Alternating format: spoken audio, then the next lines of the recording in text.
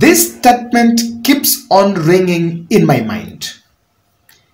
If William Ruto never became president, we would have spent the rest of our lives believing that he was the magic behind Uhuru Kenyatta's power.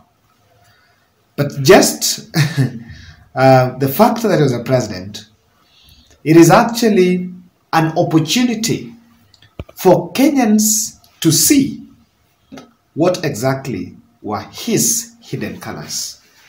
Ladies and gentlemen, welcome to the Bold Analysis. I have really missed you, by the way. Yes, I know we did not do a video on Sunday, and I've really missed your presence, missed your company. We seem to be staring at either the making of a dictator or planting the seeds of dictatorship. And I can say that to the tail end, in the fullness of time, after Ruto's first term, we might end up, I am worried, we'll either end up with a dictator or end up with a culture of dictatorship. But because Kenyans forget easily, let me do the biblical work that remind them even if they know. Tupate nafasi ya kujenga Kenya, ndio tupate nafasi ya kupanga ajira hawa vijana, na tupange nafasi ya kupanga biashara yenu, na kupata nafasi ya kupanga kilimo, tuondoe njaa, tufukuze umaskini. Hebu nione wala wanasema tutatembea pamoja. Harambee! Harambee! Harambee! Kaunti ya Kiambu. If you're wondering, how did we get here? Then that video is a true depiction of where the rain started beating us as a country. The rain started beating us because after a very highly charged, muffed up political euphoria that was created by two objects. The first one was antagonism against a former friend, inciting the nation against a former friend. And number two was creating a dummy economic recovery platform, a model, to whip the emotions of helpless Kenyans that were truly yearning for a change, at least difference from what had been going on. Truth be told, things have never been good. Even if Raila was to become president today, there is elasticity of change. And when I'm talking about elasticity, there is to an extent in which change occurs. It doesn't just occur once. But Kenyans were meant to believe so. So when we carried our young people in this country, carried the wheelbarrow, dancing, and creating a sycophantic euphoria, milling around William Ruto's convoy, power got into the head that I am the one to say. But then, what that changed into, since after starting from that, he took the youth and put them in his pocket. They're now caged, dictating what it is. At this moment, I did a research. Who is a dictator? Or what is a dictator? And this is what I got in my Google search.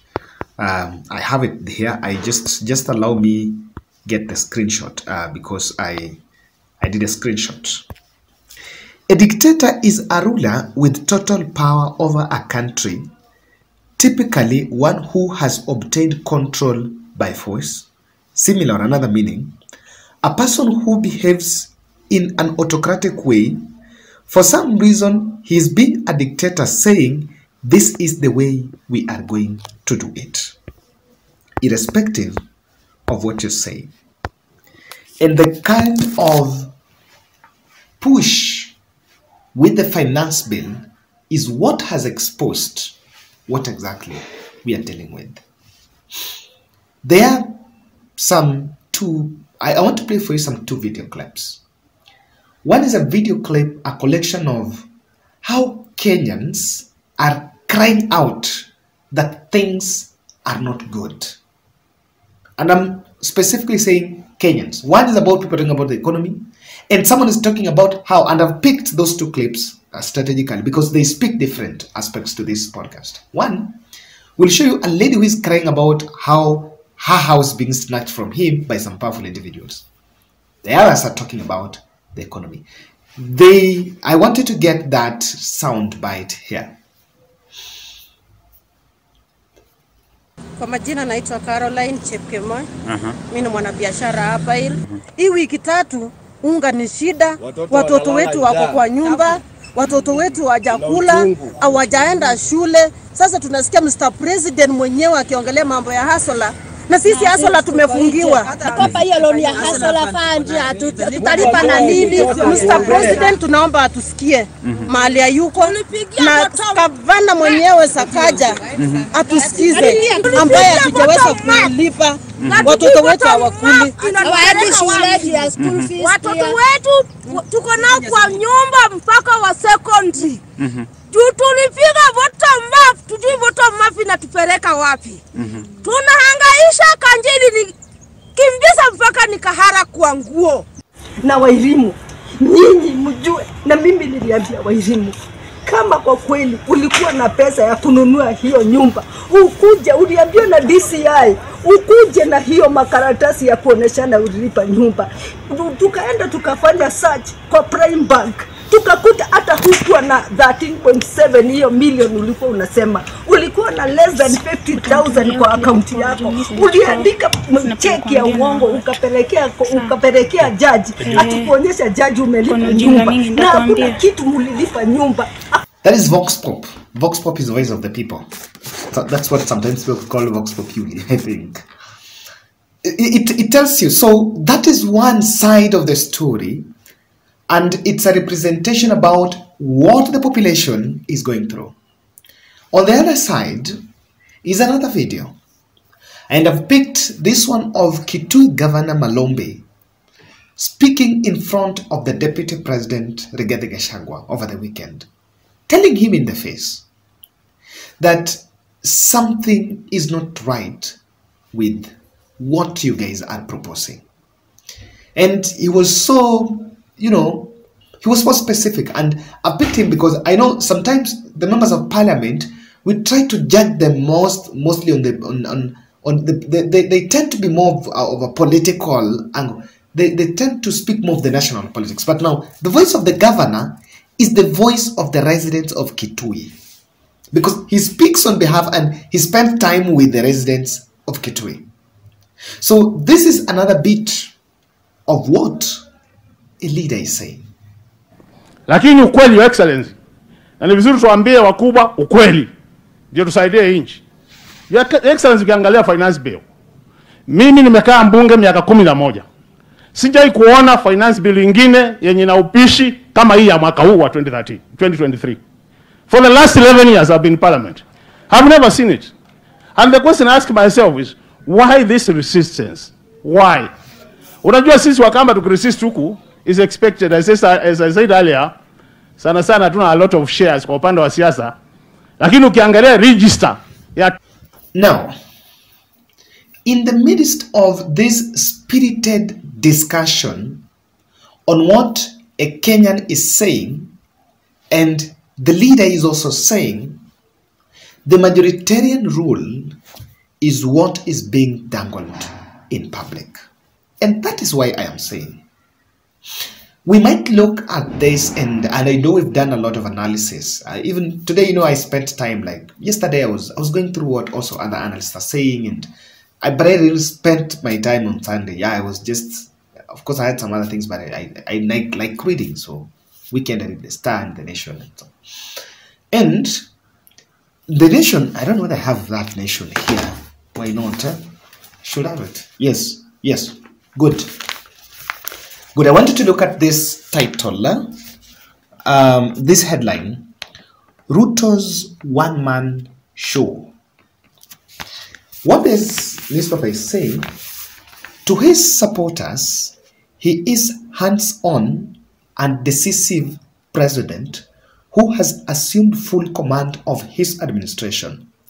To his critics and those who have faced his wrath, he is obsessed with control and does not miss the chance to meddle, stripping officials and political allies of independence, high-voltage personal phone calls, attention to detail, unexpected orders, and off-the-cuff policy madukani, wale mnafanya kazi sokoni, wale mnafanya biashara hata ya bodaboda. Mwaka huu tumesema tunaweka hazina ya Hustler Fund bilioni 50 ili kila Mkenya aweze kupata pesa ya kuinua biashara yake.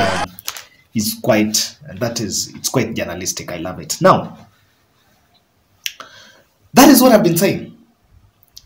A choice of what others have treated as a man who is hands-on, as a man who is so decisive and is taking care of everything. You know, on Saturday, I analyzed here, Saturday night, about how President made personal phone calls to members of parliament. You know, and some very disturbing information that some of those phone calls were even made through WhatsApp. Maybe people can record, I don't know what.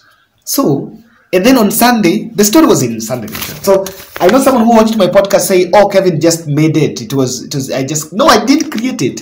If I created it, then Sunday Nation had that, the same story, Sunday Nation had that story on Sunday, when I did my analysis on Saturday night. So, yeah, so sometimes, not sometimes, but many often, at the bowl we speak from the point of knowledge and do a lot of homework. Now, ladies and gentlemen, my PowerPoint on the making of the dictator or dictatorship is because it's split into these three aspects. Number one, the president is surrounded by political opportunists. The people that are, according to me, around it for themselves. And the president is starved of truthful men. Those who are around him are not as truthful as they want the public to believe. Or maybe they are selecting the truths. Perhaps I'm also making a mistake. Has he become inadvisable? That cannot be advised. No, some of my few friends was telling me that some who had made offers that I can advise president. Has he become inadvisable? And these political opportunists are stopping at nothing to make sure that they gain the trust of the president and they get to William Ruto's inner circle and probably use his euphoria in the next general election. They're not in it for the people, but they're in it for him. These political opportunists is what best is described by this statement from Silvanus Osoro. Na mimi nimeambiwa wabunge wenzangu, tukirudi bungeni, kwa sababu nimeona pia media yote iko hapa, mjue ya kwamba hii kitu sisi tutapitisha. Na nilisema na nirudie, serikali haishindwi. Mimi kama chief whip kule bungeni nitahakikisha hii kitu ya finance bill imepita, kwa sababu lazima serikali iendelee mbele. Hatuwezi finya rais. On one side tunataka barabara, on another side tunataka stima, on another side unasema hatutaki maneno ya finance bill. That finance bill is about a competition on who is willing, serikali ashindwe ama asishindwe. That's not it. The government can win, but government is the people. And the people are losing. The few people around President William Ruto are winning. If they are collecting 9 billion per month from 3% housing levy, and they are also collecting some money from the employer, then tell me, what stops them from benefiting from it? This is the open truth. The gospel truth is this. the 3% can be used to build houses. Those who gonna build the houses are PPP, private-public partnership, and the people that are gonna build the houses are the same people in government. So they're the same people that gonna benefit, making corners, going to banks and accessing some loans. You know, this money can be given in form of some loan to private proprietors. Then the moment it's given as a loan, the same people that queue for that loan are the same people that are deducting it. That's the truth. That's why I'm saying we are in the making of a dictator or dictatorship. And let me say dictatorship. Dictatorship is this way. If the person in charge has said, come Dekni or come Kithni, it's a Luo word, means whether you shake or tremble.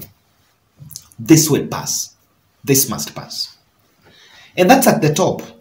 What would you expect from a boardroom meeting in a parastatal? You know, the chairman of parastatals, the CEOs, the directors in ministries will have some veto power in board meetings. Because they might use the same, that can still be abused. What's happening at the top can still be abused by people down here to say, President amesema hiyo, so unaona hata ile finance bill alisema na ikaenda. So that's how we come up with a society of dictatorship. What's going to happen to the county assemblies? They're also supposed to pass budgets for the governors. And you know, and remember, just know the way governors have been having a problem for their budgets to sail in the county assemblies. That's normally another fireworks. So what you're going to expect is the same thing will cascade down to the counties.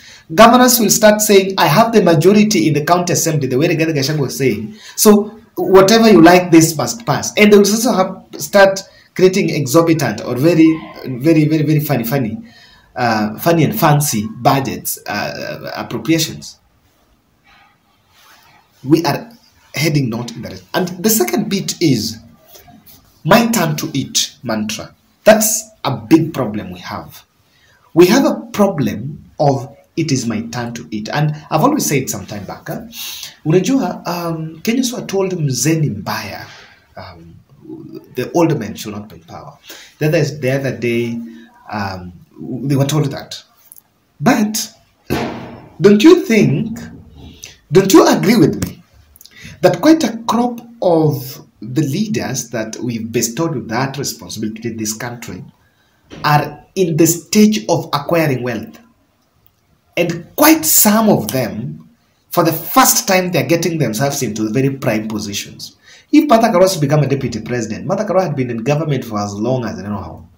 And that's why you see people like Musalia Mudavadi, you cannot find him in some of these dramas, because these are people that this is not the first time and they've also amassed wealth. There are quite a number of people that this is their time to complete a big house for Mpango Kando somewhere. This is their time to think about acquiring a very luxurious hotel in the shores of coast.